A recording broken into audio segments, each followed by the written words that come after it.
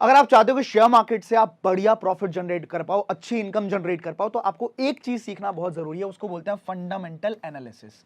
आपको पता होना चाहिए कि आप किसी से टिप लेके अगर करोगे तो बहुत ज्यादा इनकम या बहुत ज्यादा ऊपर नहीं जा सकते, क्योंकि ये बहुत खतरनाक चीज है।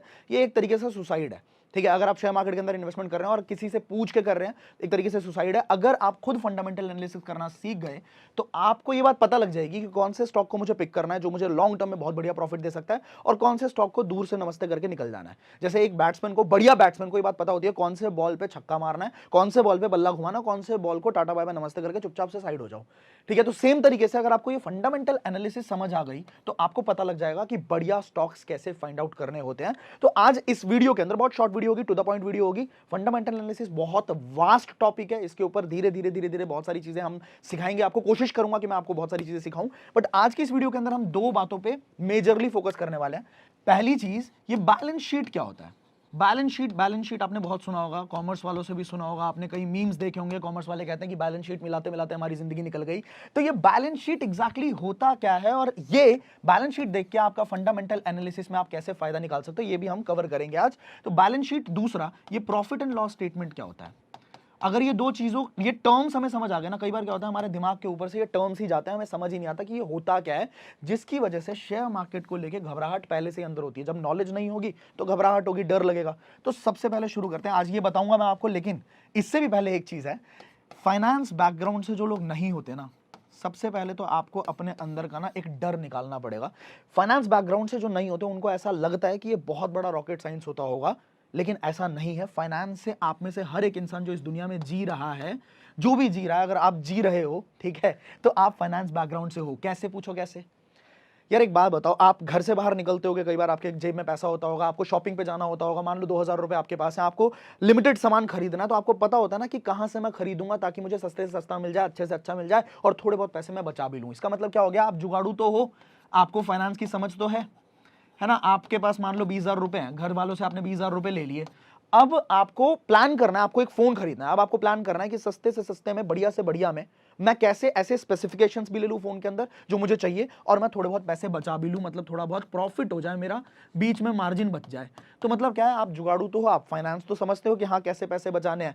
सिंपल सी बात है, आपके पास थोड़ी सी कॉमन सेंस होनी चाहिए। अगर आप पैसों की समझ रखते हैं, जो कि हर एक इंसान रखता है, आप घर से बाहर तो निकलते होगे ना, घर से बाहर जब निकलोगे तो जेब में कुछ लेके निकलते होगे, 500 रुपए, 1000 रुपए। अब आपको ये बात पहले से पता होगी कि कौन सा रूट में लूं या कौन सा व्हीकल में लूं जिससे मेरे पास थोड़े बहुत पैसे भी बच जाए, सहूलियत भी हो जाए। तो मतलब क्या है, आप फाइनेंस वाले आदमी हो और आपको समझ आ जाएगी। बस आपको थोड़ा सा अपने दिमाग को एकदम खाली करना है, ग्लास को खाली करना है। एक बात बताऊं आपको, अभी अभी आज ही मैंने पढ़ा है, आलिया भट्ट 5 करोड़ रुपए उसने नायका के अंदर इन्वेस्ट किए, 52 करोड़ का उसने इंटरेस्ट कमा लिया। कैटरीना कैफ 10 गुना अपने पैसे को कर गई। अमित शाह इन्वेस्ट करते हैं, MS धोनी इन्वेस्ट करते हैं। जब ये सारे लोग कर सकते हैं, जिनके पास बिल्कुल भी टाइम भी नहीं होता होगा, you know it very well, मैं ऐसा नहीं बोल रहा एजुकेटेड नहीं है, मैं ये बोल रहा हूं कि उनके पास टाइम नहीं होता होगा, बट फिर भी जब वो ये सारी चीजें कर सकते हैं, तो क्या हम थोड़ा बहुत सीख के, मैं ये नहीं कह रहा आपको 5 करोड़ रुपए इन्वेस्ट करना है, मैं कह रहा हूं 500 रुपए भी करके आप बहुत बड़ा कॉर्पस जनरेट कर सकते हो। ये तो मैं ऑलरेडी वीडियोस बना चुका हूं, राइट। तो थोड़ा सा हम सीखेंगे आज कि बैलेंस शीट क्या होती है और प्रॉफिट एंड लॉस स्टेटमेंट क्या होता है। चलिए शुरुआत करते हैं, ध्यान से एक एक चीज कोशिश करूंगा कि जितनी आसान भाषा में मैं आपको समझा पाऊं और जितनी क्लैरिटी दे पाऊं वो मैं दूंगा। अगर फिर भी कोई डाउट रह जाता है तो नीचे कमेंट सेक्शन आपके लिए खुला हुआ है, आप कमेंट करके बताइए। मेरी टीम एश्योर करती है कि ज्यादा से ज्यादा कमेंट्स के रिप्लाई जरूर जाएं। ऑलराइट, तो शुरू करते हैं।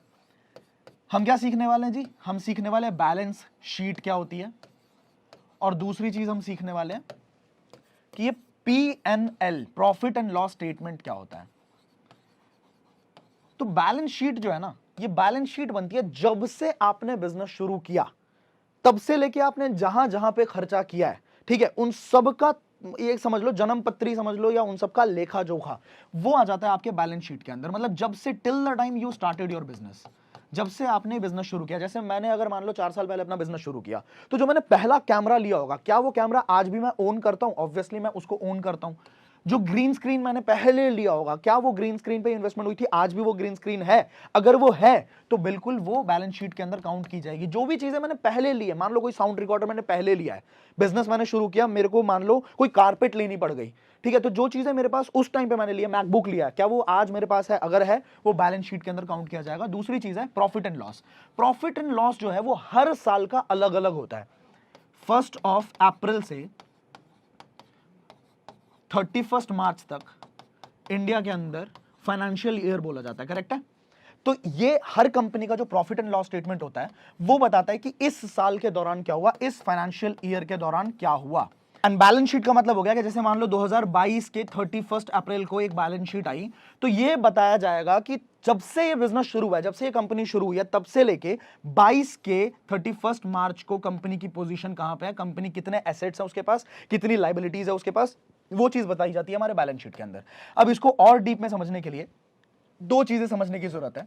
एक एग्जांपल लेता हूं, मान लो एक स्कूल है, ठीक है, और ये एक्टिविटी दे रहा हूं, आप भी इस चीज को करना जरूर। एक स्कूल है, ठीक है, आप कॉपी पेन पे ये जरूर करना।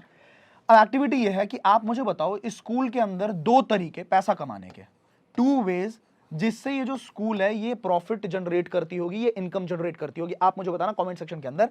अब आप तो बताओगे, साथ के साथ मैं भी आपको बताता हूं। पहला तरीका क्या हो सकता है? पहला तरीका हो सकता है कि ये स्कूल के पास जो स्टूडेंट्स होंगे वो स्टूडेंट्स ऑब्वियसली फीस भरेंगे, उनकी जो पढ़ाई होगी उसकी फीस भरेंगे। दूसरा क्या तरीका हो सकता है? दूसरा तरीका हो सकता है लेट्स से बस फीस भी स्कूल की जाएगी, तो वो भी कंपनी के पास, मतलब एज अ कंपनी मान के चलते हैं स्कूल को, तो वो भी कंपनी के पास एक प्रॉफिट का सोर्स बनेगा। इसके साथ साथ अगर हम देखें कि एक्सपेंसेस के कौन से दो रास्ते हैं, इस कंपनी के एक्सपेंस कहां कहां पे होते होंगे, तो कहां कहां पे होते होंगे एग्जांपल लेते हैं। पहला एक्सपेंस तो होता होगा जी एम्प्लॉइज का, ठीक है, जितने भी टीचर्स होंगे उनको सैलरी जाती होगी। इसके बाद क्या एक्सपेंस हो सकता है इनका? इसके बाद एक्सपेंस हो सकता है इलेक्ट्रिसिटी, फ्री में तो आती नहीं होगी जी, इलेक्ट्रिसिटी के पैसे लगते होंगे, है ना। इसके बाद वाटर सप्लाई के भी पैसे लग सकते हैं।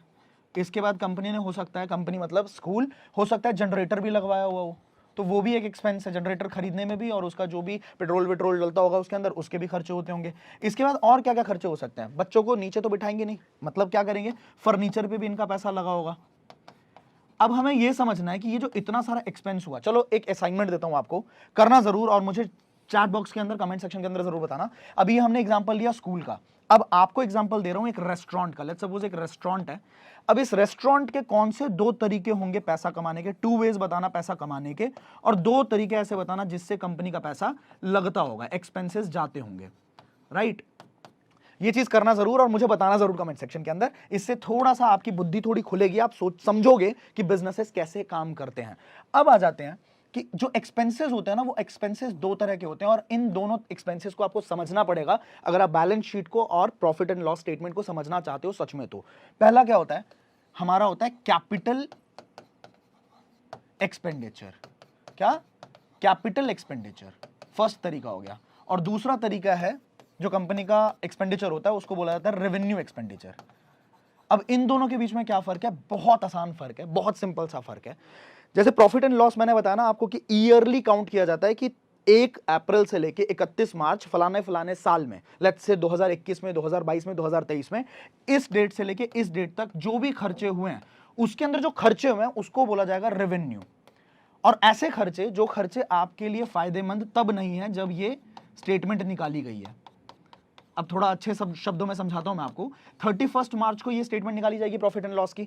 अब ऐसे खर्चे, लेट्स सपोज इलेक्ट्रिसिटी का खर्चा। अब इलेक्ट्रिसिटी का खर्चा कैसा खर्चा है कि महीने का खर्चा दिया, इलेक्ट्रिसिटी यूज किया, अब अगले महीने ऐसा तो नहीं बोल सकते ना कि मैंने आपको खर्चा दिया था ना, मैंने आपका बिल दिया था ना, तो 2 साल तक आपको बिजली देनी पड़ेगी, ऐसा तो नहीं बोल सकते। तो ये जो खर्चा हो गया ये आपका जाएगा रेवेन्यू के खर्चे में। जो खर्चा ऐसा है जो इस डेट तक आपको फायदा नहीं देगा, उसने एक बार फायदा दिया, अब दोबारा आपको खर्चना पड़ेगा, दोबारा आपको खर्चना पड़ेगा। रिकरिंग अगर होगा ना, जैसे मान लो पेट्रोल लेके आए हम जनरेटर के लिए, तो जो पेट्रोल खर्च के लेके आए हैं वो जो खर्चा है वो एक बार कंज्यूम हो गया, बात खत्म हो गई। अब दोबारा आपको चाहिए तो दोबारा आपको पेट्रोल लेके आना पड़ेगा, तो वो आपका काउंट होगा रेवेन्यू के खर्चे के अंदर। लेकिन जो जनरेटर आपने खर्चा है, जनरेटर के ऊपर जो पैसा आपने लगाया ना, तो वो तो स्टैंड करेगा, इस डेट के बाद भी आपको फायदा देने वाला है, वो 31 मार्च के बाद भी आपको बेनिफिट देने वाला है ना, क्योंकि वो तो जनरेटर है। सिमिलरली जो फर्नीचर पे आपने खर्चा किया, वो फर्नीचर तो 31 मार्च के बाद भी रहेगा ना, तो वो आपको फायदा देने वाला है। एसी है, मान लो एसी अगर आपने खर्चा किया है एसी के ऊपर, तो वो कैपिटल एक्सपेंस के अंदर काउंट किया जाएगा।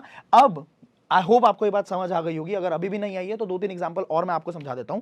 जैसे मान लीजिए एम्प्लॉय का खर्चा है, तो एम्प्लॉय का खर्चा हर महीने जाएगा। अगर एक महीने दिया, ऐसा नहीं बोल सकते कि आपको एक महीने का मिल गया ना, अब मेरे लिए 4 साल काम करना है, आपको ऐसा बोल सकते हैं क्या? नहीं बोल सकते। वो कौन सा खर्चा होगा? वो रेवेन्यू का खर्चा होगा। सिमिलरली अगर चौक के ऊपर, बोर्ड के ऊपर खर्चा किया है, तो वो बोर्ड जो है वो 31 मार्च के बाद भी रहेगा, राइट? तो जो बोर्ड रहेगा तो इसका मतलब है वो कैपिटल एक्सपेंडिचर के अंदर आ गया। आई होप आपको क्लियर हो गया होगा बहुत अच्छे से। नाउ एक बात समझ लीजिए कि बैलेंस शीट के अंदर, बैलेंस शीट के अंदर कैपिटल एक्सपेंडिचर काउंट किया जाता है। बैलेंस शीट के अंदर कौन सा एक्सपेंडिचर काउंट किया जाता है? कैपिटल एक्सपेंडिचर काउंट किया जाता है। और P&L स्टेटमेंट के अंदर, प्रॉफिट एंड लॉस स्टेटमेंट के अंदर काउंट किया जाता है हमारा रेवेन्यू वाला एक्सपेंडिचर, जो डेली के खर्चे हैं, रेगुलर के खर्चे हैं, जो कि लॉन्ग टर्म में आपको बेनिफिट नहीं देंगे, वो काउंट किया जाता है P&L स्टेटमेंट के अंदर। अब यहां तक हमने इस वीडियो के अंदर समझा कि बैलेंस शीट एग्जैक्टली होता क्या है, P&L स्टेटमेंट एग्जैक्टली क्या होता है। अब इस वीडियो के अंदर ये दो टर्म समझने बहुत जरूरी है अगर आप फंडामेंटल एनालिसिस को अच्छे तरीके से समझना चाहते हो। अब अगली वीडियो में मैं आपको बताने वाला हूं जो मेजर टर्म्स होते हैं। मार्केट कैप क्या होता है, पीई रेशो क्या होता है, पीबी रेशो क्या होता है, ईपीएस क्या होता है, अर्निंग पर शेयर किसको बोलते हैं, कैसे कैलकुलेट करते हैं, फेस वैल्यू क्या होता है, और ये ईवी जो होता है ना, एंटरप्राइज वैल्यू, उसको कैसे कैलकुलेट करते हैं, क्या होता क्या एग्जैक्टली, ये सारी चीजें अगली वीडियो के अंदर समझने वाले हैं। बहुत स्टेप बाय स्टेप आराम से सिखा रहा हूं ताकि आपके अंदर एकदम सबकॉन्शियस लेवल पे घुस जाए ये सारी चीजें। और सिखाने के पीछे का एक बहुत सेल्फिश मोटिव भी है, क्योंकि ये बहुत सारी चीजें ना मैंने बहुत टाइम से सीखी हैं, मैंने रिजल्ट लिया है। अब मैं जब सिखा रहा हूं तो ये सारी चीजें मेरे भी सबकॉन्शियस माइंड के अंदर घुस रही हैं, मुझे भी बहुत अच्छे तरीके से ये सारी चीजें समझ आ रही है। तो मेरा भी पर्सनल मोटिव है, अगर आपको अच्छा लग रहा है, आपको फायदा मिल रहा है, तो आप जरूर मुझे लाइक करके इंस्पायर कर सकते, बता सकते हो कमेंट करके कि आपको कौन सा पार्ट सबसे ज्यादा बढ़िया लगा है, क्या आपने क्लियरली समझा है, नहीं समझा, कौन सा पार्ट आपको नहीं समझ आया, तो कमेंट करके पूछ भी सकते हो। मिलता हूं मैं अगली वीडियो के अंदर अच्छी नॉलेज के साथ। Till the time, play big, बड़ा खेलते हैं।